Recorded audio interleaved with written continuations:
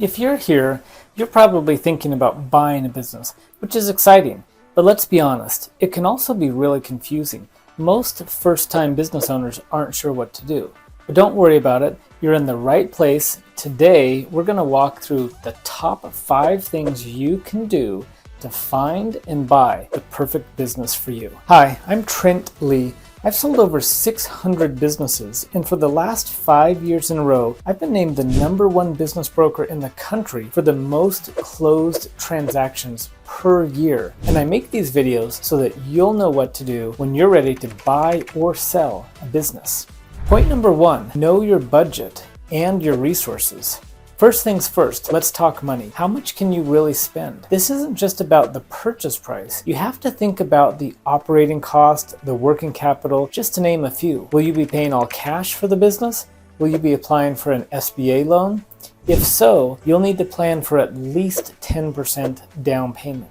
Maybe you plan to use some type of seller financing. Either way, part of being prepared is knowing how much you can afford so that you can search for a business within your budget and verify that you have the funding and the capital to show to the broker and to the seller that you're a credible buyer. Proof of funds is often the first item you'll need to verify once you've found a business that you're interested in. Point number 2, industry and location. There are 3 important things you need to know for point number 2. Industry. What are you passionate about?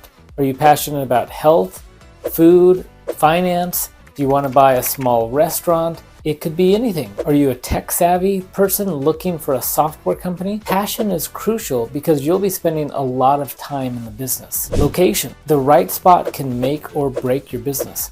High traffic is great for retail, but if an office works best, you don't need to pay for retail pricing. I never recommend buying a business in a city or a state where you don't actually live. Buying something local to you is going to be best for you to be able to own, operate, and be hands-on. Point number 3 in topic 2, market research. Look into who your competitors are and who your customers will be. Are there enough people in the area who need and have a history of needing that service or that product? Is the business consistently profitable year in and year out? How are the competitors doing? You need to know the competition in the local area for what you're looking at purchasing so that you know that you're walking into a business that can support your family long term.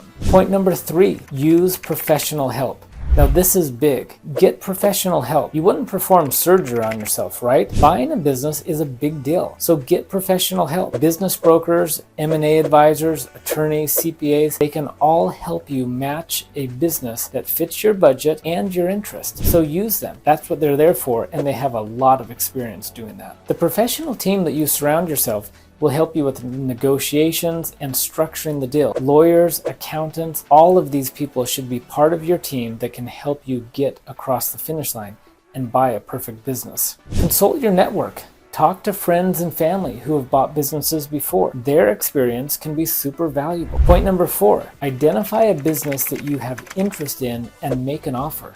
This is the fun part. You found something that you think might be a good fit. The first step is to sign an NDA and get the SIM or pitch deck. Now, here's the unfortunate part. All too often, business brokers are not trained well.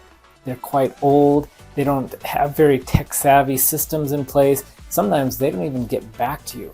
So, you need to find a good business broker that will help you through the transaction. This is why it's so vital to have a true professional on your team. They can help you sort through the lack of unorganized or misinformation that you receive from other business brokers who aren't doing their job. Either way, once you get the basic details of the business, you'll want to set up a meeting with the seller. That way you can tour the business and ask your set of initial questions. Here's the key. In business, we are quick to make offers and slow to make decisions. Here's what I mean. In real estate, you don't typically make an offer until you've decided that that house is the house that you want to live in. But in business, you don't know enough information yet. A seller isn't likely to turn over all their bank statements, payroll reports, tax returns, and other due diligence documents until a buyer makes an offer. So remember, we're quick to make offers and slow to make decisions because you'll make your decision in the due diligence phase after an offer is submitted. In order to submit an offer, You'll either use an LOI, letter of intent, or an APA, asset purchase agreement. Within the offer, you'll outline the due diligence items and the contingency, as well as the price and the terms of the deal. This is where you'll make your decision if you're going to decide to move forward. Whatever you do, make sure that you have a professional on your team to help you with not only drafting the purchase agreement, getting through the due diligence phase. Point number 5, be ready to walk away. It's okay to say no. This might be one of the hardest things to do. You've invested time, maybe you've even fallen in love with the business a little bit. But if the terms aren't right, you have to be able to walk away. Emotional investments, it's natural to get emotionally attached, but this is a business decision. Your emotions can't cloud your judgment. Remember, there's a world full of businesses waiting for new owners. If this one doesn't work out, it's not the end of the road, it's just a detour. Walking away can be tough, but not as tough as being stuck in a bad business deal. The wrong terms could lead to financial hardship or worse, business failure. Renegotiation sometimes means walking away and being strategic in that. The seller might come back with better terms, but don't rely on this. Only walk away if you're truly ready to let it go. Finally, if you're wondering where you can go to find the perfect business, check out a couple of different websites. There's a handful of websites. BizBuySell, BizQuest, BizBroker.net, Businesses for Sale, and DealStream, BusinessMart are just a few. I'll display those on the screen so you can review each of the URLs. If you're looking for a larger business, Axial.net is better for mid to medium-sized businesses. I hope you've enjoyed these 5 points to help you in identifying the right business for you. If you found it helpful, feel free to look at some of my other videos that will help you through the process of finding, analyzing, and valuing the perfect business for you.